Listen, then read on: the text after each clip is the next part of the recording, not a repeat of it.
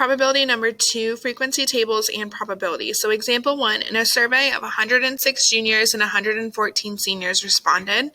Of those, 42 juniors and 77 seniors plan on attending a school dance. So there were 106 total juniors and 114 seniors, and we know that 42 juniors were going and 77 seniors were going to the school dance. Now we can figure the rest of these out. So if I add these together, I get 119. 106 minus 42 gives me 64. 114 minus 77 is 37. 64 plus 37 is 101. And then add these together, I get 220. How many students were not planning on attending? So not attending, 101. How many were seniors who did not want to attend? So go to seniors, not attending. There was 37 here, so 37. How many were seniors or attending? So this is one where you have to look at. So seniors, there were 114 seniors. Attending, we had 119 attending. But those 77 students were counted twice. So I'm going to subtract those out and I get 156. Were neither seniors nor attending. So if they were not seniors, they were juniors that were not attending, so 64. Determine the probability. So now that I'm talking about probability, we got to have them in a fraction. So not planning on attending. Not attending, there was 101 out of 220 total students.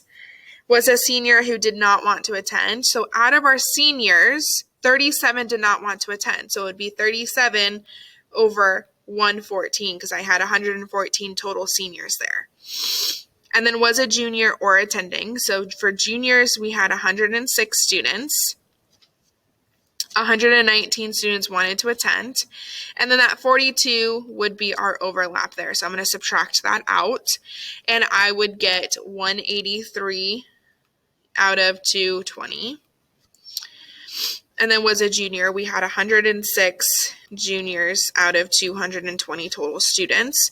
It says, note, one way to do probability of or statements is probability of A or B is equal to the probability of A plus the probability of B minus the probability of A and B, which is exactly what we've been doing. So like up here, number 3, how I do 106, that's the probability of being a junior. 119 is the probability of attending, and then this minus 42 is actually the overlap of both, so it was a junior and attending. All right, then moving to conditional probability here. It's a probability of event A given that event B has already occurred. Denoted of probability of A given, so this line right here is given B. Asked of those in B, how many also in A, and can be represented with the formula probability of A given B is equal to the probability of A and B all over the probability of B. So for number 1 here, if I have the probability of senior given attending, so the probability of senior given they were already attending the dance is the probability of senior and attending the dance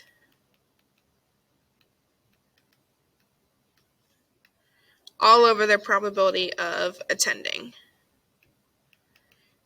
So how many seniors do you have that are also attending the dance? We have 77 seniors that are attending out of 119 students attending the total dance. All right, number 2, probability of attending, given that they are a senior. So here, again, find the probability of attending and being a senior. So attending and senior, 77.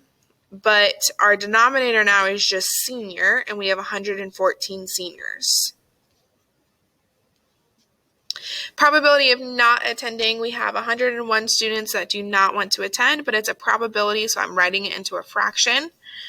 Probability of being a junior, 106 out of 220. Probability of not attending, given that they are a junior. So not attending and juniors, we have 64 juniors that are not attending, so 64. over juniors, so 106.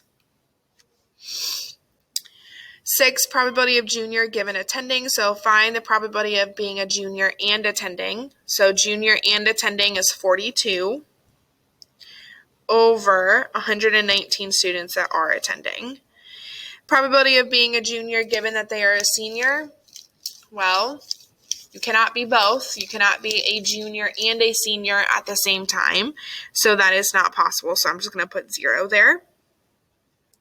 8, probability of not attending or attending and being a junior. So the probability of not attending and being a junior is 64. Probability of attending and being a junior is 42. So that equals 106. So my numerator is 106 over the total probability of being a junior, which is 106. So this is equal 1. And I know that that's true because if you're a junior, either you are not going to be attending the school dance or you will be attending the school dance. There is no in between. All right, on the back, now we're dealing with relative frequency tables. So it's already broken down by percentages instead of integers. Same idea, but we're just going to be dealing with percentages instead of numbers here. So for financial reasons, a school district is debating about eliminating an academic program. The district surveyed parents, students, and teachers. The results given as joint relative frequencies are shown in the table. So first we have to find the sums of all of the rows and columns. So you're just going to add them together. So if I add this first yes row together, I get 0.76. And then the no row, add them together, 0.24. And the parents column, if I add that together, 0.64. Students, 0.23. And then 0.13. And this number down here, the total number in our survey should equal 1. And if it doesn't equal 1, something happened. All right, determine the probability that a person selected was a student. 0.23. Said yes, I'm going to go to yes and go all the way over, so 0.76. A teacher and said no, so 0.03 is a teacher and said no. A parent or a teacher, so here, parents, 0.64. Teachers, 0.13, and there is no overlap there, so it's going to end up being 0.77. Not a parent, I'm going to add students and teachers together, so not a parent, I'm adding 0.23 plus 0.13, and I get 0.36. A student or said no. So for students, I have 0.23. Probability of saying no, 0.24.